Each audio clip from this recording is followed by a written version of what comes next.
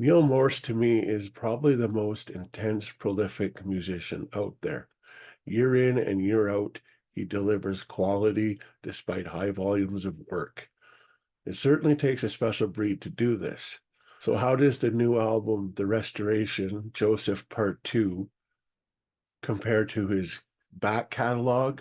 But more importantly, how does it compare to The Dreamer, Joseph Part 1?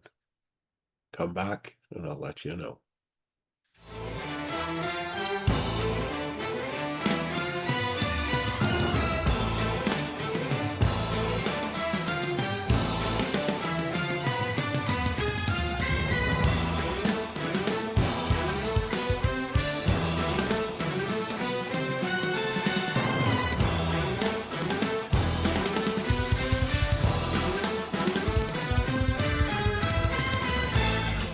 Well, Neil Morris gets the accolade of being the first big album release of the year. And of course, that is The Restoration, Joseph Part 2. Neil Morris really doesn't need an introduction. I mean, we have to be living under a rock not to know who he was from the many bands he's been in the past. Your Spocks Beard, your Transatlantic, your Flying Colors. So yeah, the Neal Morse band, of course, but this is his solo album effort. He has also put out some of the most important to me and some of my favorite releases through his storied and quite impressive career. As with most Neal Morse releases, I'm guaranteed to have one, two, three possibly moments of pure emotional joy, bliss, whatever you want to call it. And this album is no exception. And another way of putting that, it's like a warm blanket or a visit from an old friend. There's just something very, very soothing about it, most of his albums. Now, let's talk a little bit about Joseph Part 1, The Dreamer. I'm going to say it's right up there with quality of Sola Gratia, Lifeline, possibly Testimony 2. They're not necessarily his best and most beloved albums, but still, this is a Neal Morse album. And the first album I find was a little lackluster. I kind of picked up on the odd.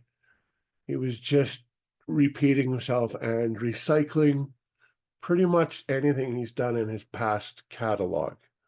So is there hope for part two restoration? You're damn right there is.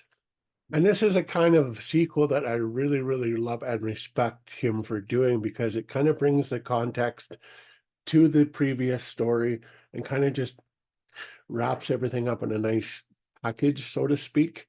And as I often do before I listen to a new album by anybody, I kind of go back in their catalog and just refresh my memory of what their previous stuff, or if it's a sequel, or if it's a whole different concept, whatever the case may be, that I just want to hear it with new ears and then apply it to hearing the sequel and compare them that way. And after a few listens, probably two or three listens to the restoration, this album immediately kind of smacked me in the face, for lack of better words. I picked up on it. It was more soothing to my ears. It was more listenable than I found The Dreamer was. And I was kind of leery about that because as much as The Dreamer is a good and decent album, I didn't expect a new height, one up the ladder type of thing, but he definitely has done that. So joining Neal Morse on this album, who we have to give credit because I don't think too many people realize how much of a multi-instrumentalist Neal Morse actually is. He handles the vocals, obviously, keyboards, guitars, drums, and percussion. And he has special guests that do, Eric Gillette is on it, for example, from the Neal Morse band. Bill Hubauer, also from the Neal Morse band, guests on the keyboards and vocals. His brother Alan Morris from Spocks Beard does some guitars and vocals. And then he has Ted Leonard from Spocks Beard, Pattern Seeking Animals, Matt Smith from Theocracy, Jake Livgren from Kansas, Nick DiVigilio, and Ross Jennings, all contributing their vocals and voices to this album. And I think that's one of its strong points. And overall, this album is nothing simply but a great time. But maybe more important is it is a lot of fun to listen to too. And I didn't get that feeling from The Dreamer very much. This album, it's almost intense. It's almost instantly there, the fun factor. And to sum up how I would describe this album, I would say that the album is very dense, it's layered, and there's a lot of musical landscapes. It's very eclectic at times with ranges of influences, typical of most of Morris's past projects. But still, however, we find some more innovations this time on the album from Mr. Neal Morse. The production is immense, surprisingly, which creates space for every instrument to be heard with clarity. The mixing is always great. The production is immense and surprisingly creates space for every instrument to be heard with clarity, despite the layered onslaught created by very close arrangements. Everything can be heard and everything has its place. Dave Hardy's cover is suitably tasteful and contemporary. The Restoration, Joseph Part 2, then is a fine package, and coming so soon after its first chapter really should not be as good as it is. Neal Morse will always be one of Prog's most accomplished, prolific composers. His flair for the theatrical, never far away in all of his work, truly come to the forefront in this album. The performances, both vocally and instrumentally, are true to Morse's highly ambitious vision, and the production is off the charts.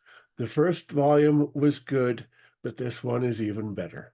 The combined Joseph albums offer an exceptional music that will engage both the progressive melodic rock communities alike. So as my final rating, I think this would be an excellent addition to any prog rock music collection. This is another Neal Morse where he's hit it right here in the heart. This is a very emotional album. It's a lot more emotional than the first one. So great. So check this album out if you haven't already. You probably have. This review is a little light, but as life is, you will enjoy this Neal Morse album as much as I did. We'll see you soon. Bye.